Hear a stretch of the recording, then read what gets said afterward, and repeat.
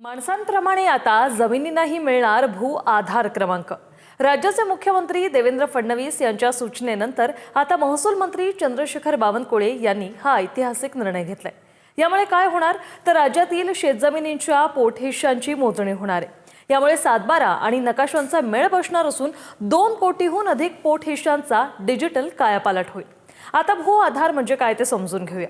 प्रत्येक जमिनीच्या तुकड्याला आता unique land parcel identification number मिळणार आहे, म्हणजेच भू आधार क्रमांक दिला जाणार आहे। आधार कार्ड प्रमाणेच जमिनींची सर्व माहिती या एका क्रमांकावर उपलब्ध असेल। यामुळे पीक विमा, बँकांकडून कर्ज मिळवणं आणि सरकारी योजनांचा लाभ घेणं शेतकऱ्यांसाठी अधिक सोपं होईल। भू आधारमुळे शेतकऱ्यांना याचा खूप फायदा होईल। जमिनीचे क्षेत्र आणि हद्दी निश्चित झाल्यामुळे शेतकऱ्यांमध्ये जो आपसात वाद होता ते आता कमी होतील आणि महत्त्वाचं म्हणजे 7/12 उतार्याप्रमाणे प्रत्यक्ष जागेचा नकाशाही उपलब्ध होईल। एवढंच नाही तर जमिनीची खरेदी विक्री करताना मोजणीसाठी आता तासनतास वाट पाहावी लागणार नाही।